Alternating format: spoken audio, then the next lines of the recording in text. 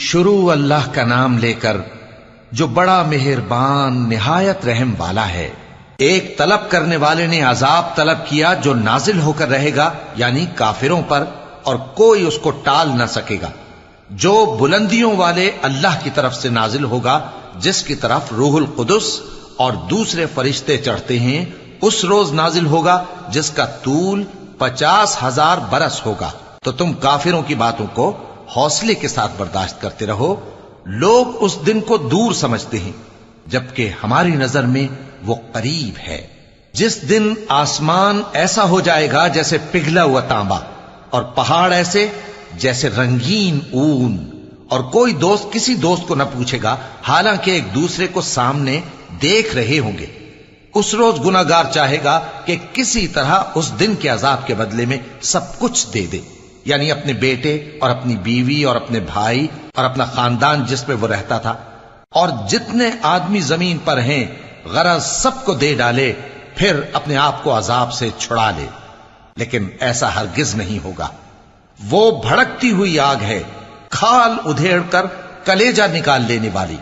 وہ ان لوگوں کو اپنی طرف بلائے گی جنہوں نے دین حق سے اعراض کیا اور منہ پھیر لیا، اور مال جمع کیا، پھر سینت سینت کر رکھا۔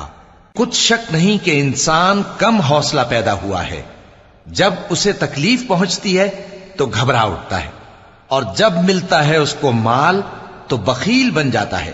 مگر نماز ادا کرنے والے جو نماز کا التزام رکھتے اور ہمیشہ پڑھتے ہیں، اور جن کے مال میں حصہ مقرر ہے، یعنی مانگنے والے کا اور نہ مانگنے والے کا، اور جو روز جزا کو سچ سمجھتے ہیں، اور جو اپنے پروردگار کے عذاب سے خوف رکھتے ہیں، بے شک ان کے پروردگار کا عذاب ہے ہی ایسا کہ اس سے بے خوف نہ ہوا جائے۔ اور جو اپنی شرمگاہوں کی حفاظت کرتے ہیں مگر اپنی بیویوں یا باندیوں سے کہ ان کے پاس جانے میں انہیں کچھ ملامت نہیں، اور جو لوگ ان کے سوا اور طریقے ڈھونڈیں تو وہ حد سے نکل جانے والے ہیں، اور جو اپنی امانتوں اور اپنے عہد و پیمان کا پاس کرتے ہیں، اور جو اپنی گواہیوں پر قائم رہتے ہیں، اور جو اپنی نماز کی پابندی کرتے ہیں، یہی لوگ جنتوں میں عزت و اکرام سے ہوں گے۔ تو اے نبی، ان کافروں کو کیا ہوا ہے کہ تمہاری طرف دوڑے چلے آتے ہیں، دائیں اور بائیں سے گروہ گروہ ہو کر جمع ہوتے جاتے ہیں؟